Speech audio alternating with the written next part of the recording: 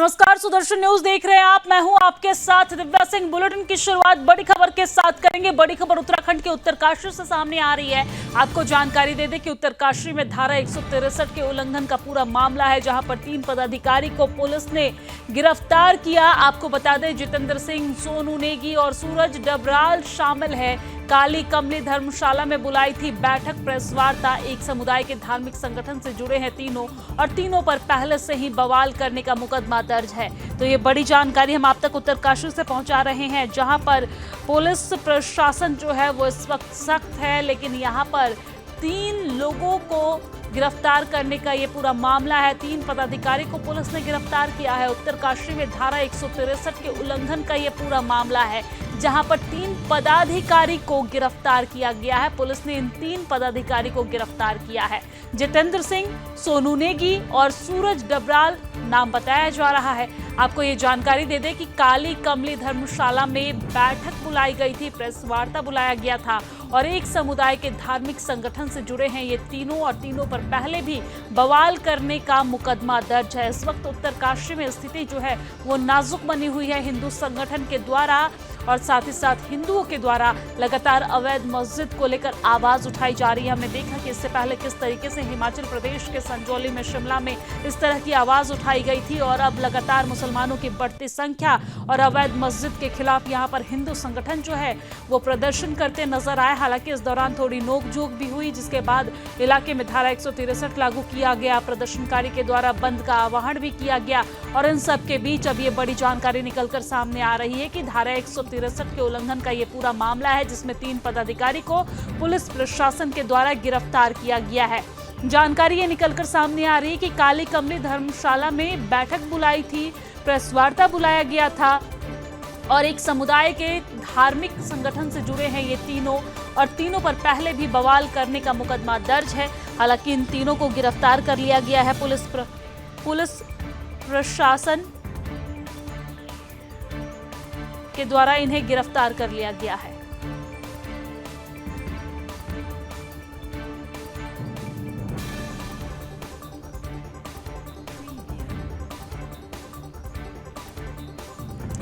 तो ये बड़ी जानकारी हम आप तक पहुंचा रहे हैं, जहां पर हिंदू संगठन जो है वो लगातार अवैध मस्जिद के खिलाफ आवाज उठाते नजर आ रहे हैं। हालांकि पुलिस प्रशासन के द्वारा उन पर लाठीचार्ज भी की गई। पुलिस प्रशासन ने उन पर लाठीचार्ज भी की। वो शांतिपूर्ण तरीके से प्रदर्शन कर रहे थे, अपना ज्ञापन सौंपने जिलाधिकारी के पास जा रहे थे, और इस दौरान उनका रास्ता रोका गया बैरिकेडिंग लगाकर, और उन्हें नहीं जाने दिया गया, जिसको लेकर थोड़ी बहुत कहासुनी हुई। तो पुलिस प्रशासन ने उन पर लाठीचार्ज कर दिया, जिसके बाद जो स्थिति है वो अलग देखने को मिली। धारा 144 लागू कर दी गई है, माफ कीजिएगा, धारा 163 यहाँ पर लागू की गई है। ये भी लगभग उसी श्रेणी में आती है, क्योंकि स्थिति को शांतिपूर्ण बनाए रखने के लिए इस तरह के धारा का यहाँ पर इस्तेमाल किया जाता है।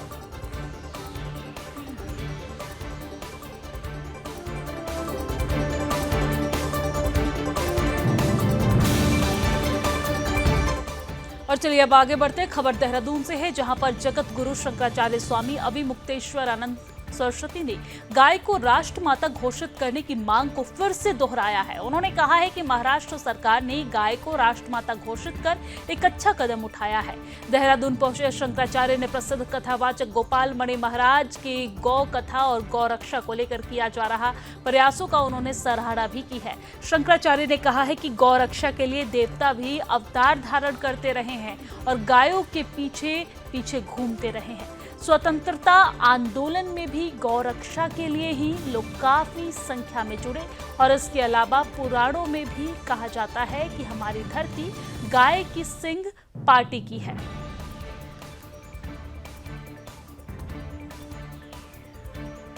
हमारे जो देवता है भगवान, वो भी गौ रक्षा के लिए अवतार धारण करते रहे, गायों के पीछे पीछे घूमते हैं और उनके महत्व को निरूपित करते हैं। गाय हमारी संस्कृति का आधार स्तंभ है। हमारे शास्त्रों में कहा है कि धरती जिन स्तंभों पर टिकी है उनमें से गाय भी एक है, इसलिए गाय के बारे में पर्याप्त महात्म्य कहा गया है। इसलिए सनातनी पक्के गौ भक्त हैं। सदा से वो मांग कर रहे थे कि गौ हत्या को बंद किया जाए और गौ को माता के रूप में प्रतिष्ठित किया जाए। यहाँ तक कि अंग्रेजों को भगाने का जो आंदोलन चला, स्वतंत्रता आंदोलन, उसमें भी लोगों ने इसीलिए बढ़ चढ़ करके भाग लिया कि वो चाहते थे कि अंग्रेज गौ हत्या कर रहे हैं, उनको भगा दिया जाए। लेकिन दुख की बात है कि 78 साल हो गए आज़ादी के, लेकिन अभी तक हमारे नेताओं ने ये वादा पूरा नहीं किया।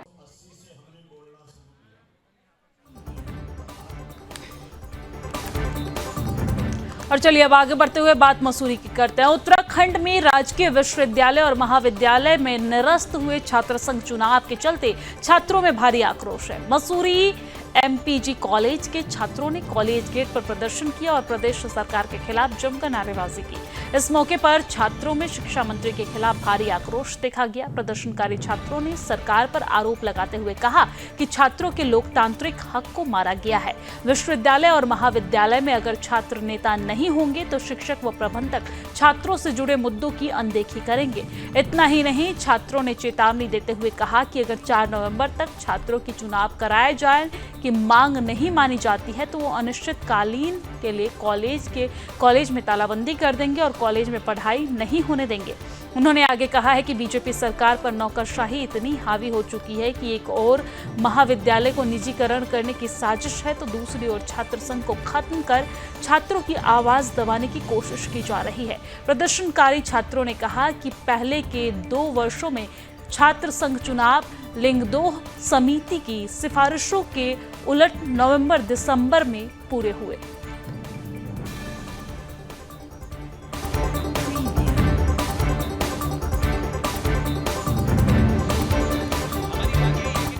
की बात थी, जैसे छात्र संघ के इलेक्शन होते हैं, इस साल भी छात्र संघ के इलेक्शन हो। अभी महाविद्यालय में हमारे कॉलेज में 3 तारीख तक दिवाली की छुट्टी है। अगर 4 तारीख से हमारी मांग पूरी नहीं होती है तो हम इस कॉलेज में अनिश्चित काल के लिए तालाबंदी करेंगे और कॉलेज को बंद करेंगे। हमारी मांग यही है कि हर वर्ष की बात ही जो छात्र संघ इलेक्शन होते हैं इस साल भी हो और हर साल की बात ही हमारा ये मानना है कि इलेक्शन हमेशा एक ही समय पर, निश्चित समय पर होना चाहिए। ऐसा नहीं कि हमेशा कि कभी नवंबर को करा रहे, कभी पीछे करा रहे, कभी फिर वो कह रहे 30 सितंबर से पहले कराओ। हमारी यही मांग है कि हमेशा फिक्स 1 महीने पे ये सारे इलेक्शन निर्धारित हो जाने। अपने माध्यम से, अपने चारों संगठन के माध्यम से यही कहना चाहते हैं कि इसमें छात्र संघ की जो मेहनत करते हैं, हर साल कैंडिडेट रहते हैं, उनका इसमें बहुत सारों का भविष्य, अब जैसे अपना छात्र राजनीति से स्टार्ट होता है, जैसे कोई अपनी क्षेत्र की राजनीति करना चाहता है, शहर की राजनीति करता है, वो छात्र संघ के इलेक्शन के माध्यम से ही होता है। अगर छात्र संघ के इलेक्शन ही नहीं होंगे तो बच्चों का भविष्य कहाँ बनेगा। अभी 1-2 दिन पहले हाई कोर्ट का फैसला आया था कि इस 2024 सत्र में छात्र संघ चुनाव को रद्द किया जाता है। तो कहीं ना कहीं जो छात्र 2-3 सालों से पहले से तैयारी कर रहे थे, एक इस क्षेत्र में कुछ छात्र अपना फ्यूचर भी देखते हैं, तो उनकी एक आशा थी कि इस बार छात्र संघ चुनाव होंगे। तो जोरों शोरों से उन्होंने बहुत मेहनत करी है, छात्रों के साथ पूरा योगदान दिया, लेकिन हाईकोर्ट के इस फैसले से कहीं ना कहीं सभी लोग काफ़ी हताहत हुए हैं। तो इसलिए हमने सरकार के विरोध में, शिक्षा मंत्री के विरोध में पुतला दहन किया है और हम इसका कड़ा विरोध करते हैं।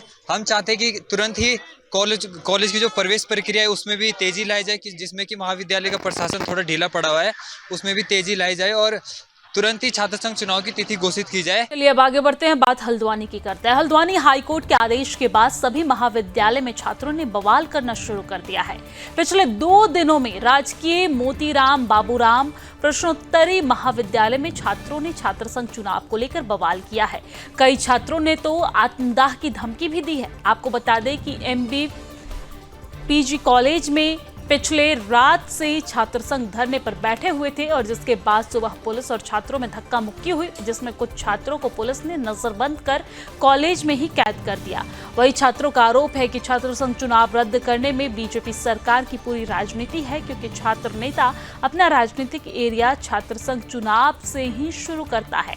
लेकिन कॉलेज प्रशासन और उच्च शिक्षा मंत्री ने जिस प्रकार से कॉलेज के चुनाव को रद्द कर दिया है, यह अपने आप में एक राजनीति है। वही कॉलेज में पुलिस ने कहा है कि कॉलेज प्रशासन और हाई कोर्ट के आदेश के बाद ही पुलिस ने यह कार्रवाई की है।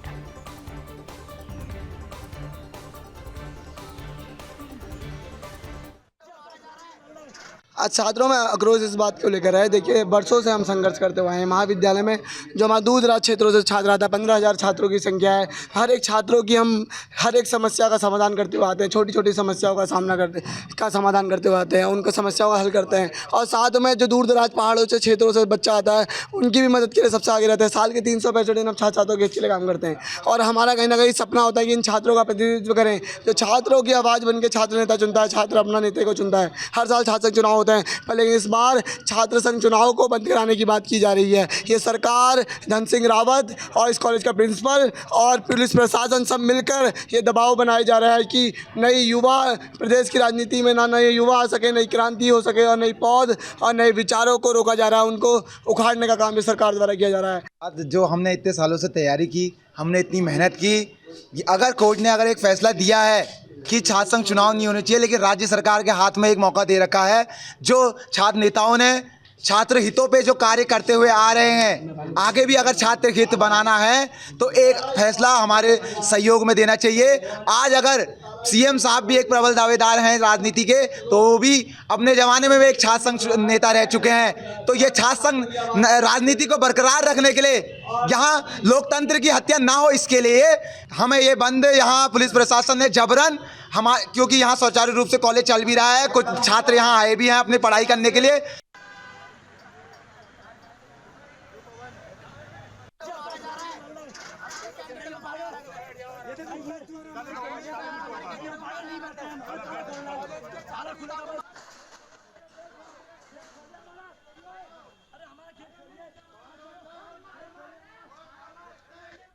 और चलिए अब आगे बढ़ते हुए बात रुद्रपुर की कर लेते हैं। रुद्रपुर में सरदार भगत सिंह स्नातकोत्तर महाविद्यालय में छात्र संघ चुनाव कराने की मांग को लेकर भूख हड़ताल की जा रही है। छात्रों का कहना है कि उत्तराखंड सरकार छात्रों की आवाज दबाने के लिए छात्र संघ चुनाव को खत्म करने की योजना बना रही है, जिसे किसी भी हाल में बर्दाश्त नहीं किया जाएगा। आपको बता दें कि रुद्रपुर डिग्री कॉलेज में छात्रों ने अपनी 2 सूत्रीय मांगों को लेकर भूख हड़ताल की है, जिसमें छात्र संघ चुनाव की तिथि घोषित करने और महाविद्यालय में हाईटेक गर्ल्स टॉयलेट बनाने की मांग की गई है। छात्रों का कहना है कि जब तक उनकी मांगें पूरी नहीं होगी, तब तक उनकी अनिश्चितकालीन भूख हड़ताल यूं ही जारी रहेगी। इस दौरान एक छात्र गुट ने कॉलेज परिसर में घूमकर विरोध प्रदर्शन किया और जमकर नारेबाजी भी की।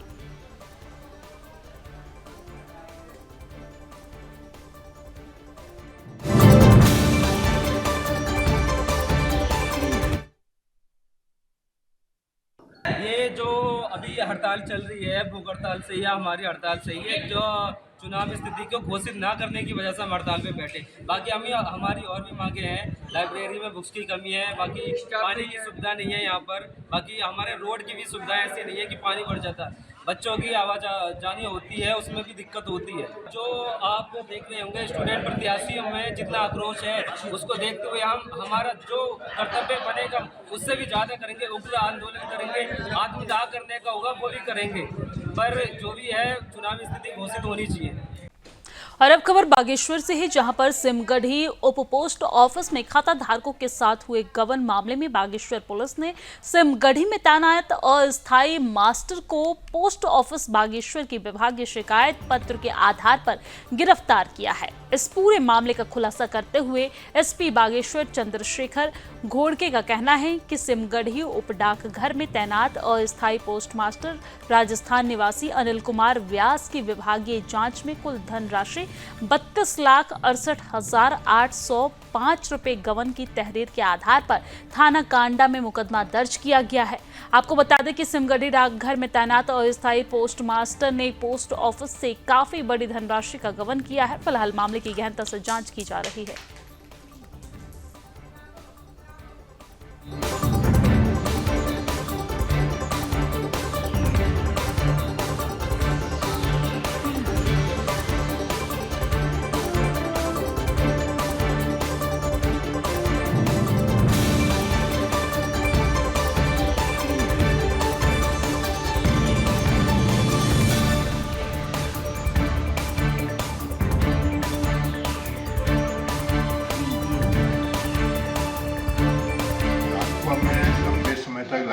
देखिए साथियों, जैसे आप सभी को विदित है, सिमगढ़ी पोस्ट ऑफिस जो कमेडी देवी पोस्ट ऑफिस का एक सब पोस्ट ऑफिस है, उसमें कुछ पैसों का गबन किए जाने की एक शिकायत हमें प्राप्त हो रही थी।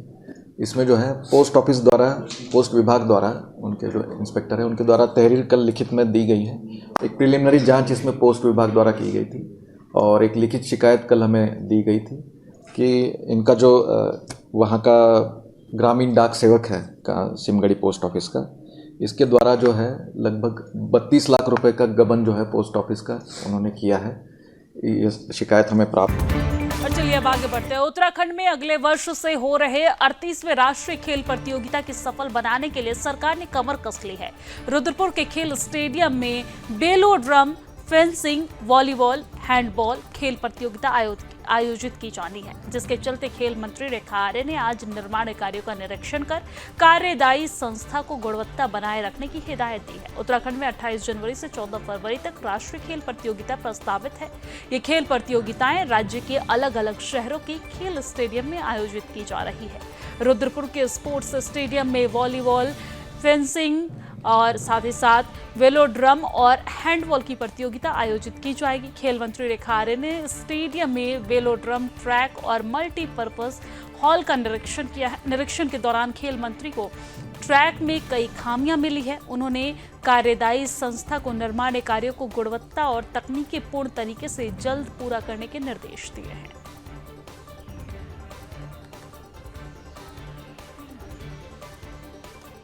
देखिए, अपने राज्य में 38वें राष्ट्रीय खेलों की मेजबानी करने का सुनहरा अवसर प्राप्त हुआ है और इस अवसर के साथ में खुशी की बात यह है कि हमारी नेशनल गेम की डेट्स भी डिक्लेयर हो गई हैं, जो कि 28 जनवरी से लेकर 14 फरवरी तक लगातार होंगे।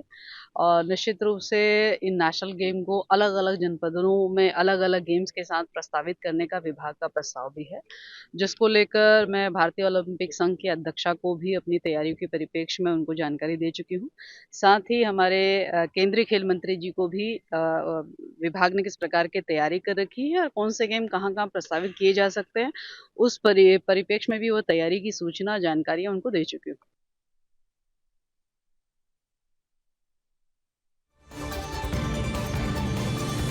और चलिए आगे बढ़ते हुए बात उधम सिंह नगर की कर लेते हैं। उधम सिंह नगर जनपद के काशीपुर से विधायक त्रिलोक सिंह चीमा ने जिला मुख्यालय रुद्रपुर पहुंचकर क्षेत्र की कई समस्याओं को लेकर प्रतिनिधि मंडल ने डीएम उदयराज सिंह से मुलाकात की है।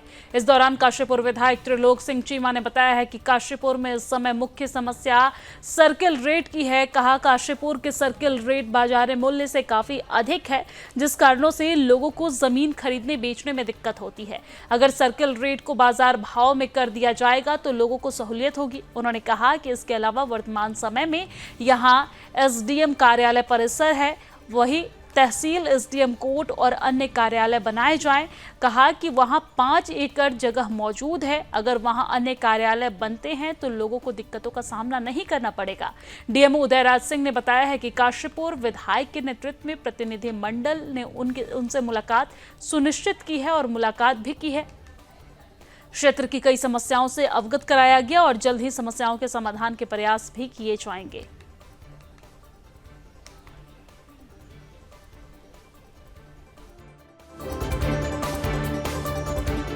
आज काशीपुर की कुछ जो समस्याएं थी उनको लेकर के, और स्पेशली जो सर्किल रेट है ज़मीनों के खरीदने बेचने का, उसके थोड़ा सा कहीं पर ज़्यादा हो जाने या वो ठीक न होने की चीज़ों को लेकर के आज माननीय विधायक काशीपुर आदरणीय श्री चीमा जी के साथ एक प्रतिनिधिमंडल मुझसे मिला और माननीय विधायक जी भी मेरे साथी हैं, हम लोग साथ में बैठे हैं। एडीएम फाइनेंस भी हैं जो स्टाम्प और पूरा रजिस्ट्रेशन के इंचार्ज हैं जिले के। इस विषय में ये बात हुई कि जो जहाँ पर पिछले सर्किल रेट निर्धारण के समय रेट बहुत बढ़ा दिए गए थे। बेसिकली हमारी काशीपुर की जो समस्या है वो सर्कल रेट्स की है कि दोनों एडजॉइनिंग जो विधानसभा हैं उनके रेट्स बहुत कम हैं और जैसे ही काशीपुर आता है वो एकदम जंप हो जाते हैं और ड्रास्टिकली जंप हो जाते हैं।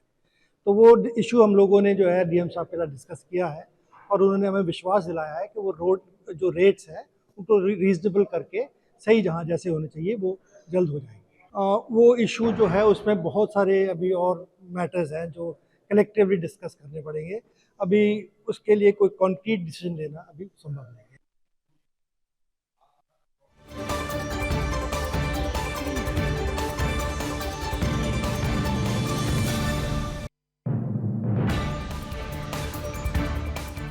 और आगे बढ़ेंगे, लेकिन इसी बीच बड़ी खबर सामने आ रही है। बड़ी जानकारी आपको दे दें कि डीएम यानी कि जिलाधिकारी ने कई विभागों का निरीक्षण किया है। ये बड़ी और अहम जानकारी, जहां पर डीएम आशीष भटगाई ने कई विभागों का निरीक्षण किया है। ये बड़ी जानकारी आप तक पहुंचा रहा है, तस्वीरें भी दिखा रहा है। जिला स्तरीय अधिकारियों और कर्मचारियों में हड़कंप मच गया। उनके औचक निरीक्षण के बाद जल निगम के 4 कर्मचारी गायब मिले हैं और जवाब तलब करने को कहा गया है। उद्योग विभाग के महाप्रबंधक सहित 3 कार्मिक नदारद मिले हैं, यानी कि ड्यूटी पे नहीं नजर आए, जिसकी वजह से डीएम जो है वो नाराज भी नजर आए और उन्होंने जवाब तलब करने को कहा है। तो ये तस्वीरों के माध्यम से भी आप समझ सकते हैं, जहां पर खादी ग्राम उद्योग के एक कार्मिक नदारद मिले हैं और कार्यालय में गंदगी का भी अंबार देखने को मिला है, जिसके बाद उन्होंने कहा है कि किसी भी तरह की लापरवाही बर्दाश्त नहीं की जाएगी। लापरवाह कर्मचारियों के खिलाफ सख्त कार्रवाई की जाएगी। कर्मचारियों को कार्यों को समयबद्धता करने के निर्देश भी इस दौरान दिए गए हैं। तो ये बड़ी जानकारी हम आप तक पहुंचा रहे हैं, जहां पर डीएम के औचक निरीक्षण के बाद कर्मचारियों में हड़कंप मच गया। कई विभागों में डीएम आशीष भटगाई ने औचक निरीक्षण किया, जिसके बाद कई जगह पे कई तरह की कमियां पाई गई। कहीं पे गंदगी का अंबार, तो कहीं पे कर्मचारी जो है वो नदारद दिखे अपनी ड्यूटी से, तो कई जगहों पर अलग अलग तरह की समस्या देखने को मिली। इससे डीएम जो है वो काफ़ी नाराज नजर आए और उन्होंने कहा कि समयबद्धता के साथ कार्य किया जाए और साथ ही साथ उन्होंने ये भी कहा कि किसी भी तरह की कोई लापरवाही बर्दाश्त नहीं की जाएगी। तो ये बड़ी जानकारी हम आप तक पहुंचा रहे हैं, जहां पर जिलाधिकारी आशीष भटगाई ने औचक निरीक्षण किया और जिसके बाद कई विभागों के कर्मचारियों में कार्यालय में हड़कंप मच गया। एक एक पहलू पर औचक निरीक्षण करते, बारीकी से पूछताछ करते नजर आ रहे हैं डीएम आशीष भटगाई। जैसा कि आप तस्वीरों में भी देख सकते हैं, खादी ग्राम उद्योग के एक कार्मिक भी इस दौरान कार्य से नदारद मिले। कार्यालय में गंदगी का अंबार भी देखने को मिला, लापरवाही भी देखने को मिली, जिसको लेकर डीएम ने सख्त निर्देश दिए हैं कि लापरवाही किसी भी स्थिति में बर्दाश्त नहीं की जाएगी।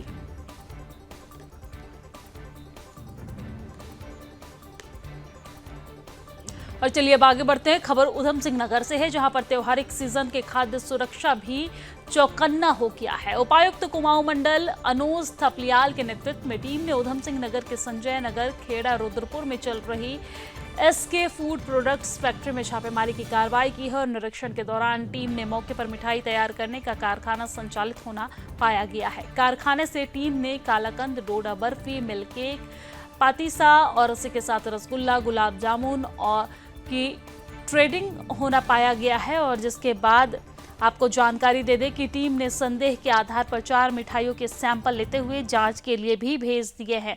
आपको ये भी बता दें कि फैक्ट्री में की गई छापेमारी से फैक्ट्री में हड़कंप मच गया। और अपना उत्तराखंड की खबरों में फिलहाल इतना ही, लेकिन देश और दुनिया की तमाम खबरों के लिए आप देखते रहिए सुदर्शन न्यूज। जय हिंद।